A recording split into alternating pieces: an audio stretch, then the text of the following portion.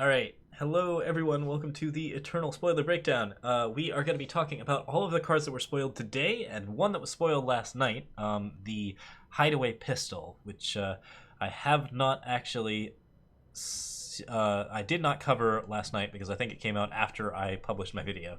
So yeah, we have a lot of new cards today, and not only that, but there are a couple of cool announcements to make. First off, I have a spoiler card, and I will be spoiling that during my Twitch stream, probably around 8:30 to 9 on Friday at the, let's see, that's the 15th of December. Yeah, and we should be having a pretty good time with it. It's a really cool card. I'm very excited to talk about it, and I wish that I could be spoiling it today, but cards aren't. I want to do a little prep work, and also like it's just going to be a better time on Friday. So we are very excited about it. It has high shenanigans potential. But also, there's going to be an event this weekend, which is a spoiler event where you get to play with the cards, similar to what we did with Omens of the past. And this was a really fun event last time, kind of like a pre-release for the setup. You get 5 cards that will be added to your deck depending on which faction you choose. This time around, it's not based on your colors. It's simply based on, I believe you just have to have a sigil of the color of the card in your deck, and then you have to choose that faction. All of the factions, which are Grenadin, Valkyrie, Sentinel, Gunslinger, and Unseen, are costing 1 less, and I think that's regardless of what it is that you're choosing as your personal faction. They all cost 1 less to play. So all of those cards are going to be cheaper. Pay attention to cards like Scrap Tank and Grenadin Drone and all of the Unseen, Kothan, Silverwing Rider. Basically, there's just going to be a ton of cards that are a lot cheaper, and you'll see a lot of decks built around that idea. But in addition, they're going to have a particular card in them, which we'll talk about as we go through the spoiler breakdown. There will be 5 of those, and you can pick one of those, and 4 of them will be added to your deck. Beyond that, you play for, I believe it will be Dusk Road packs, so that'll be pretty excellent. So yeah, I'm very excited about the event, and I think we're gonna have a pretty good time with it. Yeah, so there have been a lot of cool things spoiled. Amongst them, a new power card, Common Cause. If 2 units in your hand share a type, gain an influence of your choice. So this card is similar to a Diplomatic Seal, except that it is actually quite powerful in multicolor decks that include wide varieties of units. And this is really interesting because Dusk Road has already proven that all of the tribes, I believe all of the central tribes, are going to have 3 colors that they belong in. For example, Gunslingers are red, green, and purple, whereas Unseen are blue, green, and purple. And I think Grenadin will, of course, be red, blue, purple, and potentially 1 other color. Could be in Time. Time's a pretty common color for tokens. So Sentinels, will probably see some shadowy Sentinels, or I don't know. there could be, probably see some blue Sentinels would be my guess. Red, yellow, and blue. I don't know. We'll find out. But I think that all of the different major factions that have ally and bond mechanics will have some degree of 3 color going on with them. So Common Cause will be a really interesting card for that setup. And then, of course, we have Dinosaurs as the last one. Oh, it's Dinosaurs. What did I say? Grenadin, Unseen, Valkyrie, Sentinels, Dinosaurs. I must have said Gunslingers, and Gunslingers aren't discounted. Okay. So, sorry about that. But Gunslingers are going to be in the 3 colors, and there are going to be some other factions as well. It's not just 5 factions. There are several different factions that have bond and other mechanics. Okay. But yeah, Common Cause gives a lot of credence to 3-color decks. I think that this card really makes 3-color aggro a real thing. You can play Rakano Stonescar decks now. You can play Huru Flyers with a little bit of red splash. You can play Combray aggro with a little bit of red splash. Like, all of those were decks that were pretty close to being viable, and I think that they definitely have some good stuff going on with Common Cause. So this card's very exciting for the type of archetypes it enables. I think it's particularly good in aggro decks, but it might be okay in particular control decks if those control decks are running very specific units and working on that ally mechanic. Regardless, it's a reasonably powerful card, should play very well in almost any type of even just like a 2-color deck that plays fairly consistent with allies and bonds will have much more reliable power as a result of this. And it's always nice to have new power because, yeah, that does lead to more reliable decks. I think this card is going to be a game changer and should define some of that bond and ally meta that we have been seeing as being presented. Before we get into the 5 that are previewed, I'll preview the one that happened last night. Hideout Pistol. +1/+0, summon if played on a gunslinger, kill an enemy unit with less strength than the wielder. There are some pretty big gunslingers. Ashara the Deadshot is a 6/4 with Deadly, of course. You have Marshall Ironthorn at 5/5. There's a lot of things that you can play Hideout Pistol on to kill your opponent with. I really like this card in particular on the new 3/3, the Oni, Hellfire Oni. I believe it is, the 3/3 that if you play a weapon on it, you play a copy of this weapon. That turns Hideout Pistol into a 2/0 that kills 2 units, one of them a 4 power or less and one a 5 power or less, and that's a crazy amount of cool stuff going on with Hideout Pistol. Hideout Pistol is also removal that you can recur with attachment recursion, so Reforge and Smuggler Stash get you back removal cards. That's pretty useful, so if you're playing a reasonable amount of gunslingers, then Hideout Pistol is going to do a lot of work for you, and I think it's a really reasonable way to sort of improve on that weapon deck idea. Again, Quartermaster is a card that I'm always interested in seeing being good. Any sort of like weapon-based deck where it's focused on putting weapons on units, I want to see those decks be better. They haven't been good for a very long time now, not since closed beta when I think Sparring Partner was a very overpowered card and it was like a 3/3 with weapons on it. That made weapons quite solid. So good units to put weapons on are always important, but we have a couple of those and Hideout Pistol is going to be pretty happy to be put on them. So really interesting, little tiny bit of removal, very good draft card. In ranked, it's going to see very little play, but it's going to see play in weapon-specific decks. All right. Next up. Let's talk about the 5 cards that are going to be in the event. And the first one's actually my favorite. Combustion Cell. Alright, this is gonzo. So Combustion Cell reads 2 and 1 red influence. It is a relic. Once per turn, you may sacrifice a unit to get +1 power this turn. If the unit was a grenadin, get +2 power this turn instead. So you can sacrifice this to make Combustion Cell like a Power Stone every now and then. And that alone is actually not a bad effect, even though it is not as good as Power Stone. Power Stone is a very powerful card, and having 2 different versions of Power Stone can be really effective if you're trying to ramp up to a particular 4-drop or to a particularly high amount of drops. Since you are only using Combustion Cell and Power Stone's ramp every once in a while, oftentimes it isn't just a perfect ramp into every single curve that you're getting. Like, Combustion Cell and Power Stone both have drop-off in the late game, so this card often will just incur a sacrifice to get you a card that you need ahead of time, and that's actually pretty reasonable. Like, this is something that you can do to really ramp out a scary threat just by sacrificing some small unit that you don't need. And so even without Grenadin, there's the possibility that you could play Combustion Cell, but you're gonna be playing it with Grenadin because that's where the power really, really lies. Combustion Cell with Grenadin gives you ramp that we really haven't seen much of yet. Red is the only color that can ramp 2 in a row. So basically we have Kindle, which is the spark trigger, and we have Combustion Cell now. And to give you an example of how ridiculous this is, here's a very simple one. Grenadin drone turn 1 with, say, a seat of I can't actually remember what it is called. Seat of Fury, Grenadin drone, Combustion Cell. Turn 3, attack with Grenadin drone, get one of them through, sacrifice the other one, or sacrifice the one that got through. You've got Combustion Cell for +2 power. You have Kindle, and you play turn 3 Knucklebuds. As a similar example, do that in Stone Scar. Just play a Seat of Chaos into a Shadow Sigil into a Shadow Sigil. Same exact scenario, and you've got a Zindal's Gift. Like, this card is absurd ramp, and you can stack it with Kindle to get some really, really crazy shenanigans going, but it's also very flexible ramp that you can activate at any time. And both of those things lead me to believe that this is a fairly strong card, especially in grenadin decks.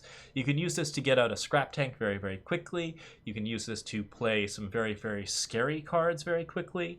Like, overall, I think this card is just kind of outright bananas, and like, it's very, very exciting. I think that it's kind of a fun time and could be a lot of fun to play around with. And like, there's a lot you can do with this kind of ramp, and now that we have enough ramp cards to really make ramp a thing, I think that big red is going to be really, really interesting. We have an 8-drop Titan that absolutely loves to get played off of Combustion Cell. We have some cool token spells like Moment of Creation, so we can play around with grenadin a little bit. Basically, the more big red spells and big red units that are released that are really, really good, the better Combustion Cell gets. And we've already seen a few of those in Dusk Road. I expect we will see a few more. So, yeah. This card is probably my running favorite of the 5. I really like it. I think that it has a lot of potential power. It's a very Johnny card. It does some nuts things if you can actually get it out right. All right, next up, Clutchmate. Clutchmate is 4 cost for a mirror image effect. Play a copy of one of your units. If it's a dinosaur, you give both the unit and the copy +1/+1. So this is worse mirror image, which means that in ranked it's not terribly likely to see a lot of play. We haven't done a lot of mirror imaging, but that +1/+1 bonus is actually fairly reasonable. Like, it does mean that you can mirror image some very scary dinosaurs, in particular Dilfex Stalker or Predatory Carnosaur. Both have killer and are pretty crazy with Clutchmate because you can play the Clutchmate on them, get the killer refreshed, and then do a lot of shenanigans with it. If you have any sort of cool summon effect, then Mirror Image and Clutchmate become a lot better. And I think the main reason that you want to play Clutchmate is just to stack it on top of Mirror Image to duplicate some particular summon effect. This provides a really interesting way to get some sort of consistency out of blue cards, and I think that, like, if you're trying to play a deck that is focused around a very powerful summon, it's a really interesting way to start. But the dinosaur tribal aspect of it actually does make a lot of sense, and if you can play it on the right kinds of dinosaurs, you're going to get some advantage out of it. Overall, the ranked possibilities for it are a little bit weak, but it's really interesting in draft, and I would say it's a very good card in draft. There's a lot of good dinosaurs in draft, and most of them are big creatures that are really happy to get echoed. So if you get a good dinosaur, Clutchmate is going to be very, very happy. I love the art for it. These are the cutest dinos. It's pretty fantastic.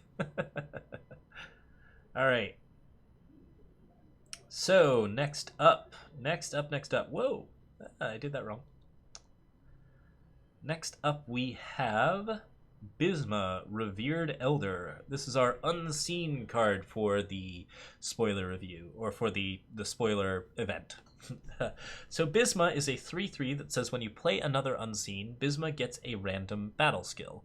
So similar to the Tranquil Scholar type effect, you are getting a lot of random skills on Bisma. Entomb, give one of your units all of Bisma's battle skills. Now, obviously, you can use this to, like, activate Hero of the People. I don't think it has great synergy with Hero of the People, but it's kind of interesting in that respect. Plays in the same types of decks, and a Hero of the People deck with Bisma is going to be just as happy as any other Hero of the People deck. I'm not sure that Hero of the People decks are made better by Bisma, but there is a similar amount of fun involved in this deck. It does play surprisingly well with Tranquil Scholar, because first off, Tranquil Scholar will activate and give Bisma a random battle skill, but also you can play Tranquil Scholar after to give Bisma skills, and then give something in your hand skills, and then when Bisma dies, you can entomb skills away. The Entomb effect does mean that if you are generating a reasonable amount of units, it becomes fairly hard for people to deal with your stuff, but overall I don't think that this card is that immediately powerful. It's a lot of fun to play, but mass removal is pretty capable of getting rid of it. Most of the time the random battle skill isn't going to be that meaningful, and unless Bisma is getting protected, say by that 2-cost unit that is getting your unseen Aegises, there's not a lot of ways for this card to become completely out of control. Nonetheless, if you can just play 15 unseen, then Bisma will kill your opponent on her own. Like, there's some potential for this to happen with Crown and Unseen and do a lot of shenanigans and lots of random battle skills. I think this card is super fun. I think it will definitely see play in fun Crown decks and Hero of the People decks. I don't know if it's particularly good in those decks, but I like it. Alright, next up. Okay, Combustion Cell we got. Gearmaster is our Explorer / Sentinel choice for the spoiler event. Gearmaster is a 2/2 that says whenever you play a Sentinel, draw a card and give Gearmaster +1/+1. Time has a lot of interesting options to draw cards right now, so Gearmaster is not on the strong side in that particular respect. As a 4-cost 2/2, it's really understated for any kind of ranked play. I would say that like playing this is really pretty hard, especially since Sentinels are very expensive. But if you can stick it, then it will do similar things to Mystic Ascendant, similar things to, oh man, what's the card? Beckoning Lumen. And there are a lot of ways in which those cards can be very, very powerful. You can also do things like play Gearmaster on top of the Sentinel that generates 5/5s. You can play it with Hall of Lost Kings and then draw 5 cards. There's infinite amounts of really silly things that you can do with Gearmaster, but all of them require you to stick Gearmaster for a turn or more. So finding ways to make Gearmaster survivable will make Gearmaster good in ranked, but if you can't do that, then she's probably not going to make an appearance. Regardless, she's a great card in draft. Sentinels are pretty common, and they're also very good draft commons, so Gearmaster does a lot of work there. She's a great rare to pick up, she's a ton of fun to play around, and the extra health and card draw are both extremely relevant in draft, so this card's going to be a draft bomb. I really like her. In draft, at least. Alright, last one. What is it? I seem to have lost it. Nope, there it is. It's the Valkyrie one, and it's a Rogue Tinker. Battlefield Scavenger is a 1/3 with Warcry. That's real exciting. This is the first Shadow card to just have Warcry on its own. Warcry was previously Rakano. We saw it on a red-purple card previously, the Highwayman, and overall that was really interesting, but I did not expect it to shift completely over to Shadow, and it turns out that Shadow cards can have Warcry now. That's really very solid. Like, I think that Warcry is absolutely fine as a Shadow mechanic, and I also think that Warcry is a strong enough mechanic that it should be either all 5 colors or in more colors and in more design space. Like, this mechanic just really kind of has been defining for Eternal. It's a great mechanic in general, and having it on Battlefield Scavenger is really cool. That being said, Battlefield Scavenger functions very similar to a better Minotaur Grunt, and Minotaur Grunt was a modestly playable card. Did not see a lot of play, but the ultimate on top might actually be enough to push this card over the edge. It's a fairly survivable 2-drop that gets its Warcries much more consistently than other 2-drops, and because it is less capable of being killed by spells, it will get Warcries more often. The ultimate is pay 5 to draw a Valkyrie from your void and give it Warcry. And that's not particularly high impact, but as a 5-cost power sink that gets back a Valkyrie, I would say that in Argenport that's absolutely something you want to do.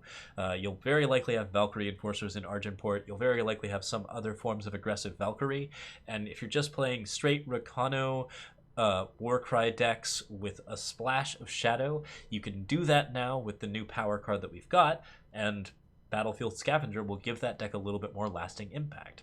So yeah, like in a JPEG style Rakano deck, which is to say a Rakano deck that isn't like going for Deep Forge Plate, but rather going for a lot of aggressive 1 and 2 drops, this card fits in very well, and it will stack Warcries up in a way that's very, very satisfying. This card has a good play pattern. I think it's a fairly strong aggro card, but the lack of damage on it might be the killer for it, depending on how it works in ranked. In draft, this is a great uncommon. There's almost no reason not to pick this up beyond like having removal or having a unit that has like a lot more pressure. But yeah, provides card advantage, provides Warcries, stays alive against 2/2s. It's a strong draft card.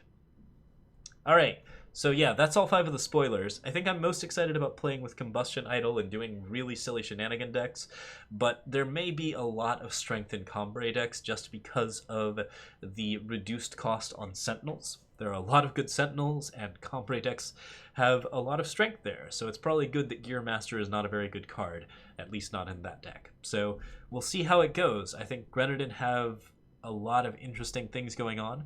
Some of the cards have more powerful promos, and some of the cards have more powerful cards in their faction. So we should see some interesting representation over the spoiler event, and that's gonna be fun.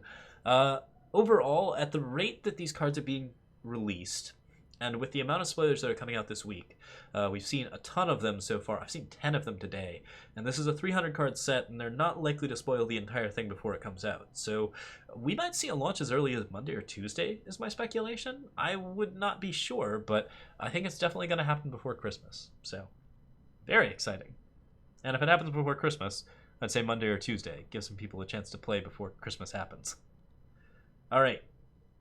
So, next up, what have we got?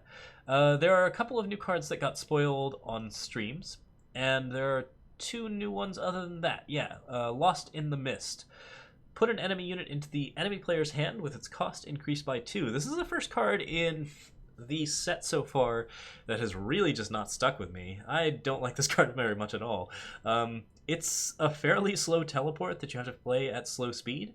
It gets rid of a unit, but not for very long. The cost increase is meaningful, but it's not a huge deal. And if the enemy has any sort of summon effect, then, well, that's not really going to do a lot for you. In draft, I would not want to play this card. I might have to play this card, but I wouldn't want to play this card. So overall, this card's not doing anything for me, except that it has really nice art. Not only is this color just excellent, but that is an excellent callback to Fireman Cub. So let's go ahead and expand that, and we'll just ignore the text on this card for a little bit. Isn't he cute? Isn't that an adorable kitten? Don't you want to pet him? Don't pet him, he's on fire. Yeah, so, like,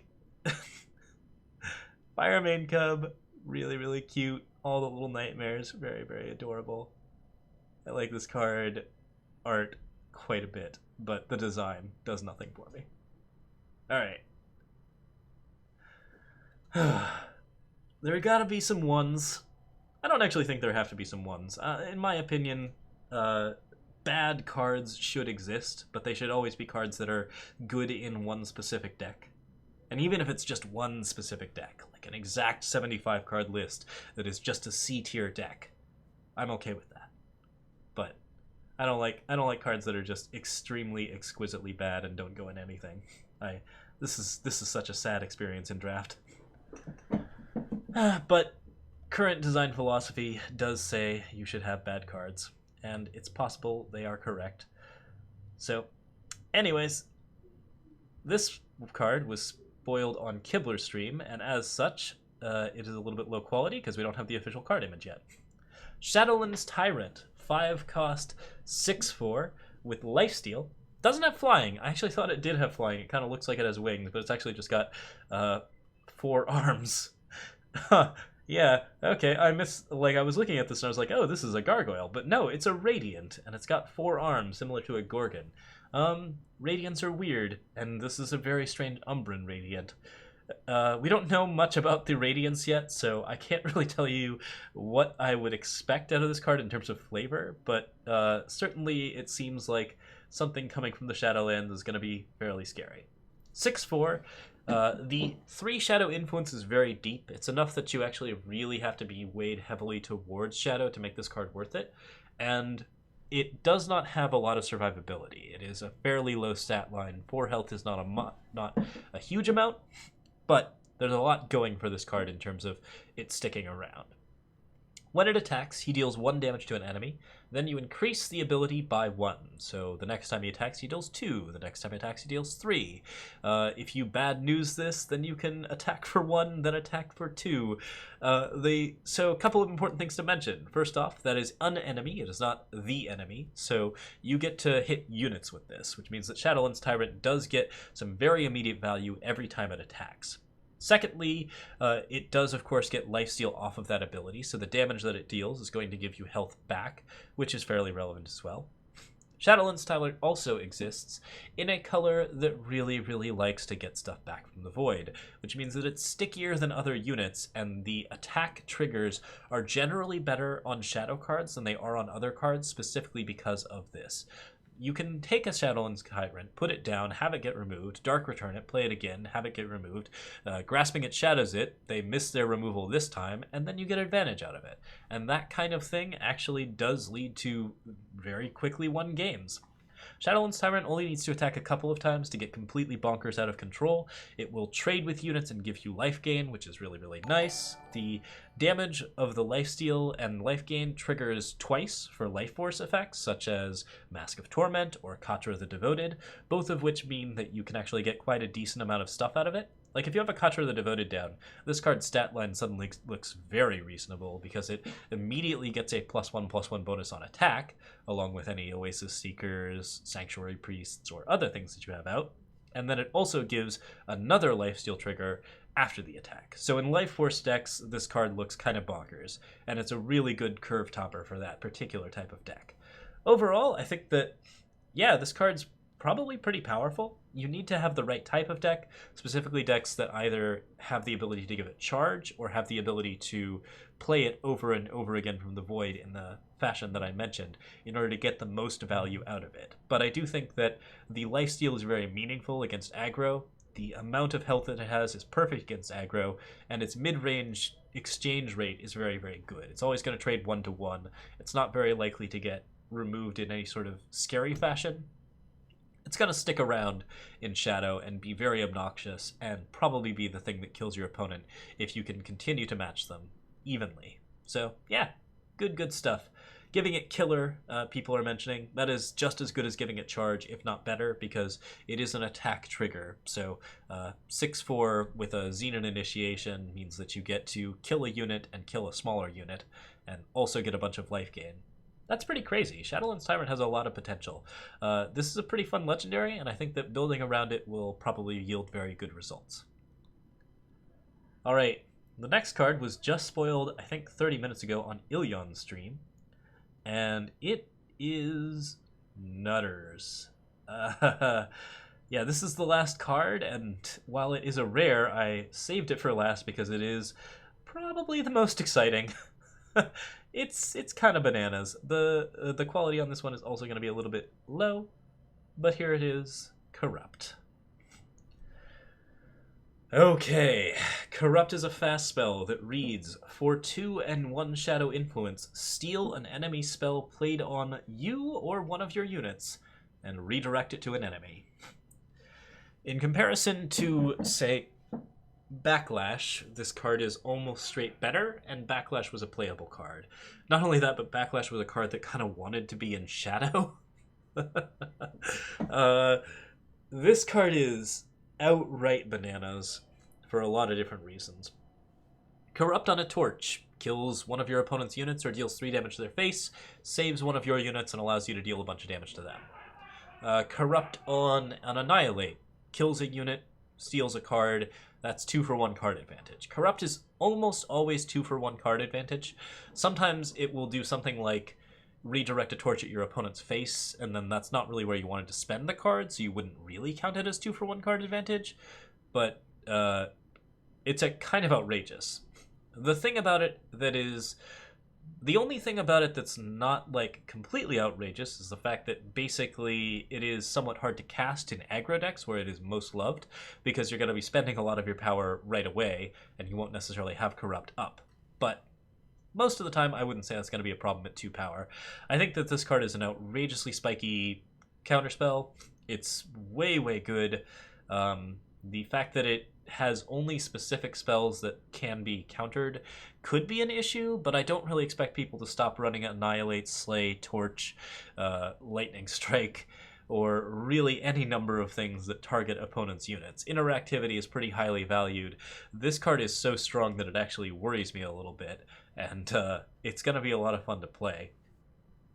So, yeah, like, Corrupt is a counterspell that is just good, and it counters all of the spells that you want to counter as opposed to spells that you might not want to counter, but it is possible that the meta will shift more towards lightning storms and harsh rules as a result of corrupt being around. Like cards like Slay and Annihilate could get dialed back a little bit, or it's possible that people are going to just play a little bit smarter around the deck. Like, I think that there are ways in which corrupt could be a bad card, and the main one being is that at high skill levels this card is probably almost never going to actually counter anything.